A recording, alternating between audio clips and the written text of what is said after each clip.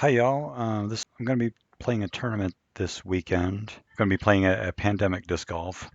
And when I play a tournament at a new course I've never played before, one of the things I like to do to prepare for the tournament is I go out and I walk the course.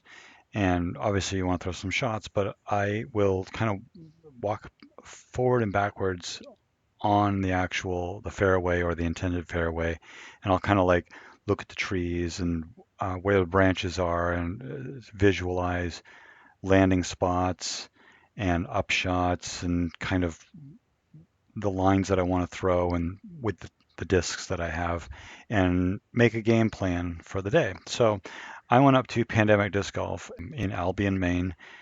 This right here is what you see as you pull up and you have to park on the dirt road and you walk through this little cutout in the bushes to hole one. Here's a shot of the baskets. I don't know what brand they are because they've got a kind of reflective tape around the top. Maybe they're playing at night sometimes, but this is a double row of chains and it seemed to catch the putters quite solidly. Hole one was a 414 foot par three. The road on the left over the bush line is OB according to the sign, and it's just a great place to kind of air your arm out. Although you might not be warmed up yet if you're on hole one, but I mean you can do a full send. You definitely want to keep it in the center of the fairway because it is thick on both sides. If you went in 6 feet, you'd honestly just have to pitch out onto the grass and then just be playing for a four at that point. So if you don't have, say, 400 feet of accurate power, like get into circle one power, you might think about playing this as trying to just go for the three, like play a two-thirds of the way shot that lands you in the fairway, gives you a easier chance for a really nice upshot close to the basket, leaving you a short putt.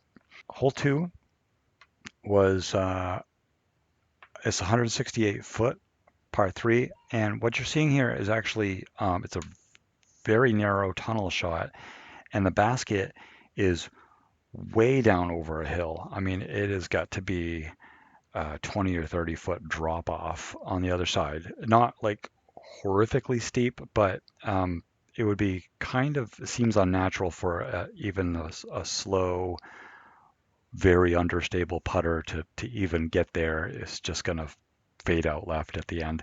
So this shot that I came up with that would actually get there was just a mid-range gentle roller off the tee, as crazy as that sounds, but a roller off the tee got me parked. That was the only way I could get a shot near the basket. Um, so it's just kind of straight down, just to the right of this birch tree in the center. Hole three is 181 feet, and you see this birch tree that's kind of bent over up here. Um, you kind of want to throw something like a Firebird right hand, so it just underneath that. So then it loses speed and just dumps out to the left. The basket's on top of this hill over here. You can't really see it from the tee pad. And then there's some kind of low branches up there too. So you can't approach it too high or you're going to catch branches. You're going to roll down to the bottom of the hill. And you can't approach it too low because you'll just kind of dump into the side of the hill and you're putting to a basket on top of a mound. But if you're really going to try to just park the mound, you have to kind of approach it just underneath this birch tree and let it just slowly turn into the mound. Hole four is, I didn't get a good shot of it, but you're actually looking back. This is the birch tree that you were just shooting up through from hole three, 245 feet down and to the left. Kind of I mean, there's kind of only one way to go get in there. It's a low ceiling, but the basket is up on a stump up in the woods. So I don't even I don't know is this really aceable, but you would try to challenge the low ceiling to try to get up close enough for a putt. The weird thing is if you turned a shot over, you're going to be shooting right down hole three's fairway, which is, you encounter this a lot of times on this course. An errant shot could be going right towards other players. Hole 5 is 186 feet, and this finishes to the right. It's, imagine flicking something very slow but dumps off to the right afterwards. This is where it first occurred to me. I'm like, wait a minute, this could be kind of a dangerous course to play at, because down here on the left, you see hole 2's basket, and right in the center of the screen is hole 3's tee pad. So potentially you could have 4 people standing at the tee pad and 4 people putting out on the basket down there as you're launching a disc into the air through a narrow gap. You could clip a tree, and before you could even say 4, somebody could get hit potentially. So if you're playing here in a tournament, you probably should be aware of your surroundings. Hole 6, 371 feet, is just a high-speed straight gap that you want to shoot right out through between these trees. You kind of, it's a 370-foot shot, so you want to throw it hard. I mean, I suppose you could get out there for the 2. You want to be finishing as much right as possible, which you're actually kind of getting close to the hole 4's tee pad. If you shoot the gap, I've got another shot here to show you of what the green looks like. But so you just want to get out through there clean. If you go in the left or right, it's pretty thick in there. Here's a shot of the basket, and you can kind of see why there's a lot of stuff on this left side, which is guarding the basket. So the further up the fairway you can get, like if you can get 350 straight out there, then you could potentially have a reasonable looking throw-in attempt, hyzering out to the right and going in. But this is a lot of potential for wind out in a place like this too. So I was just kind of figuring I was going to play this for a 3, just kind of do a 75% effort straight shot out into the field, and then lay up a buzz or something at the base and give myself a clean putt for a 3. Hole 7, 365 feet. This is, again, I mean, if you threw this wrong and you got some air underneath it and you finished to the left, you could be finishing where people are walking out of hole 6 fairway out of the woods. Or if you turned it over, you could be hitting the pad over there. I don't know, I can't remember what hole that is over there, but there's a pad over there just not too far from this gap that you're trying to hit in the woods. Straight up here, there's a little rock with an orange flag. It's easier to see when you're actually there, and I have a shot of it. You just want to get across this field, and if you get that kind of an arm, try to get the gap and get up into the woods. Otherwise, you're trying to land somewhere near the gaps so you can, your second shot, you can get you close to the basket. Here's a shot of the rock and the 2 gaps that you can go in. It's pretty generous on the right side. Basically, I aimed for this orange flag with my high-speed driver, hoping that I might get a skip up in there and give myself some kind of a circle 1 look, but I ended up with an upshot. But that's what you have to look at. If you do go off left to right in the field, you could have basically, you might be pitching to the mouth of the opening and then trying to get up to the basket. This is hole 8. It's 221 feet. It's a little bit uphill, and of course it finishes left. So this course probably was designed by a right-handed person. 9 of the holes finished left, 7 of them finished straight, and 2 of them finished to the right. So it's not overly friendly for lefties. In fact, it would be very difficult course for lefties or right-handed players who just primarily flick all the time. Would have difficult times flipping something over because there really isn't enough room with the trees in a lot of circumstances to kind of turn something in.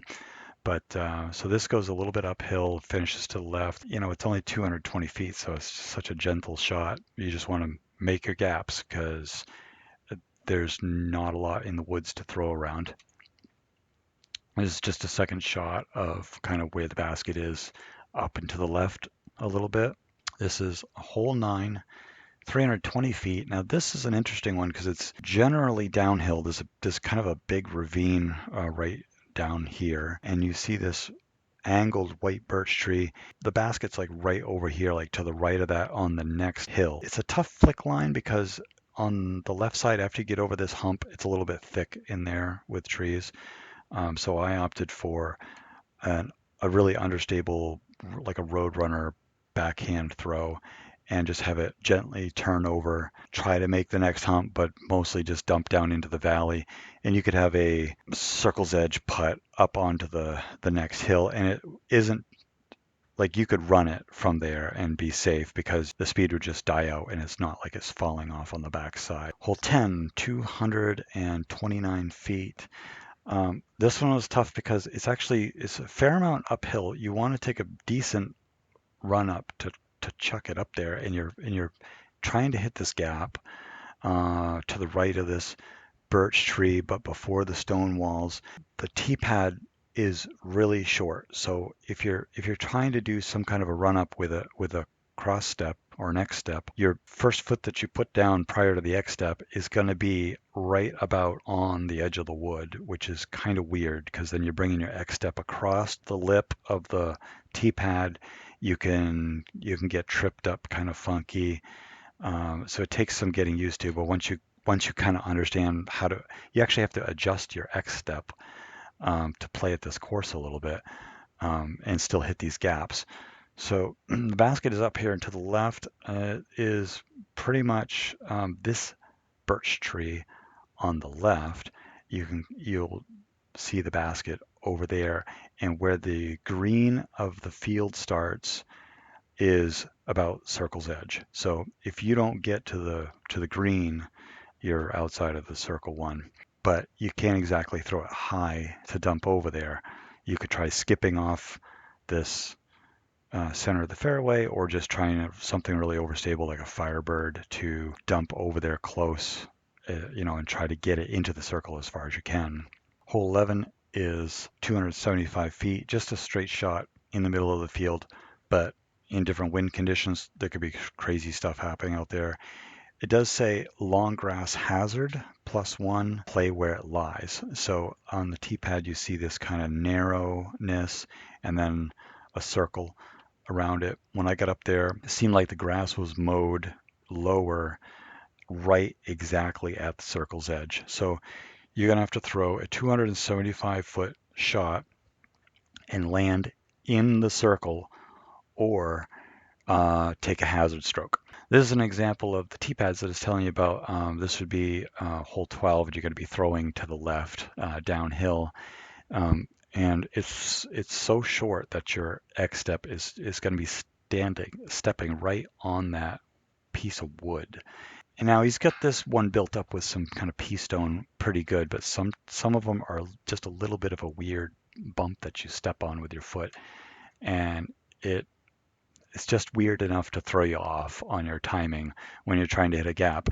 And hole 12 is a gap to hit. 306 feet. You can see it down here on the left. It's kind of blurry in the shot. I forgot to get a good shot off the tee. This rock right here, you kind of want to throw just a little bit to the left of that. This is a tough shot because it's very downhill. Your disc is going to want to end to the left. Honestly, I think this was a shot that buzzes were made for, but in a tournament play, it wouldn't be, it'd probably be pretty wise, honestly, to just lay up in the field as close as you can, kind of 5 feet to the left of that rock, and then play down to the basket. But if you can hit a gap, say 200 feet away, that's 30 feet across. That's what I'm going to try to do, and just send my straight mid-range down there really hard so there's no chance of it to fade off or whatever. and then just see what happens when it gets down there. This is a shot from about near the rock where you're trying to land.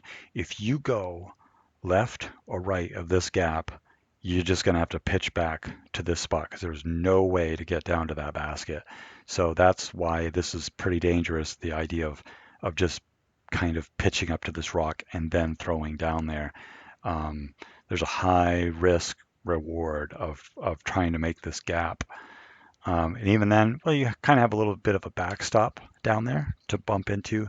You can find some reasonable lines to find a putt down there. Hole 13, 246 feet. This is another, like, felt like a short pad for kind of what I wanted to do. This tree right in the middle, you don't want to go to the left of that because it's kind of pretty thick scrub trees in there, and it'll stop everything, and you'll pretty much have to pitch out and then pitch up to the basket and then putt. So you probably get a 4. So you really got to get to the right of this tree, and then it dumps hard left. I'm talking after this tree, it's 40 or 50 feet to the left and downhill. So my play, where it was only 246 feet, was I'm going to take a overstable mid-range and just really accentuate a force flex gently down around there. Now, so I didn't know this when I was teeing off for the first time, but there's actually a net down here protecting you from hitting hole 14's tee pad. So technically, people who've teed off could start walking up their fairway, and if you threw a shot too straight, you could hit them. It's just another example of how close things are in this area. But force flex around there, don't get up into the left, and you might have a shot for a 2. This hole 14 says 199, so essentially 200 feet, but it's extreme uphill, so it's more like essentially 250 feet.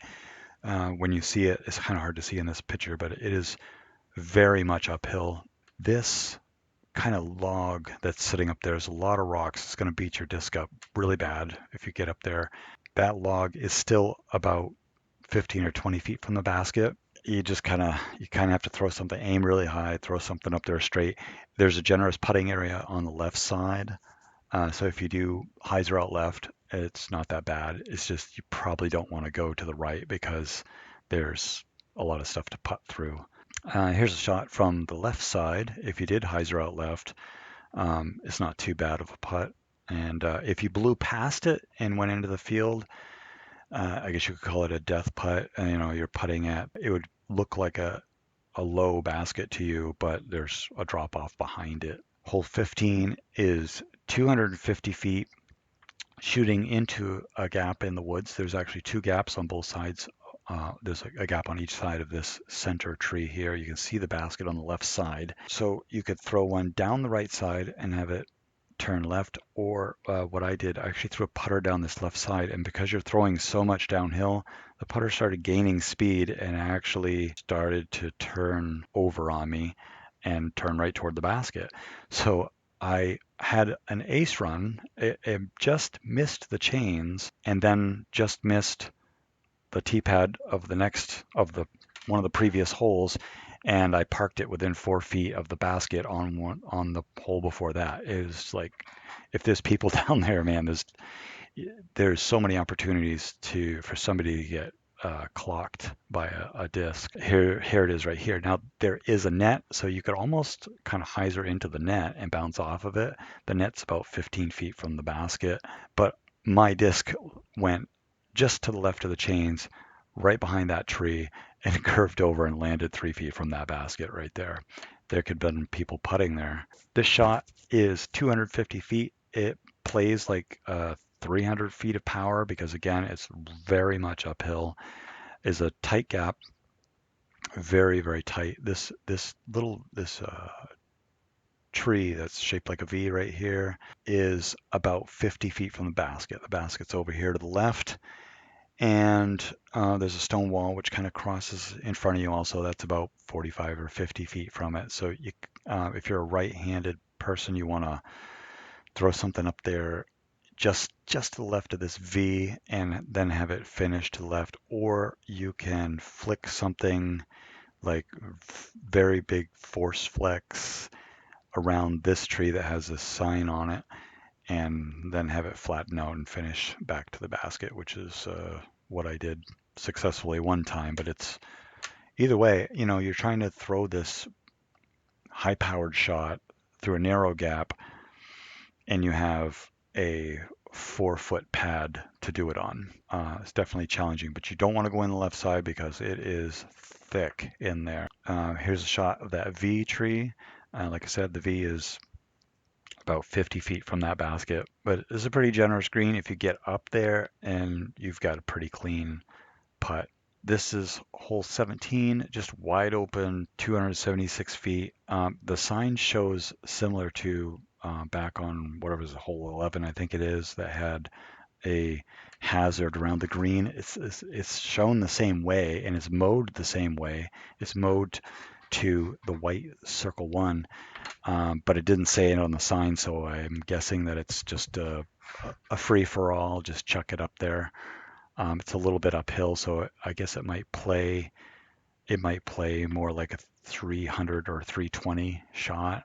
But if you can't see it, its basket's basically lined up with the center of their house. And hole 18, 391 feet. This is a bomb, and you are throwing a long, possibly reckless shot right straight at hole 4's tee pad.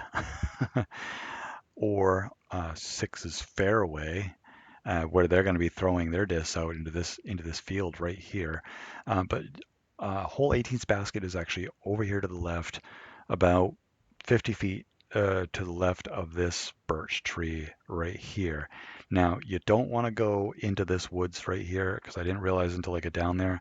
There's actually a pond and they have a roof rake there for kind of scraping your discs out of it. So if you don't have 400 feet of accurate power, then probably the play is to just try to go for 300 or 330 and then do a nice upshot to park it for your putt or something like that. Yeah, you just don't want to get down into that water. And oh, the other thing about this, which was a little bit wonky and it might have been an afterthought for them, is the pad is actually lined up perfectly with hole 3's basket on the mound. But you're actually throwing to the left, so you kind of want to run up across the pad, but you can't because the sign is right on your left. Uh, so it sort of forces you to throw straight out the field and have it turn to the left, which I don't know, it's a little bit challenging, but and again, when I played, there was no wind, so that could really make it very difficult. All in all, I wish I lived really close to this course because it's a beautiful course. It's a lot of fun to play on. There's quite a lot of diversity of shots. It really favors right-handed players, which was a lot of fun. And I was really shocked at how neat and clean it was for only being basically in business for a year and a half. So highly recommend going and playing there. Anyways, hope it helps you. Good luck and have fun.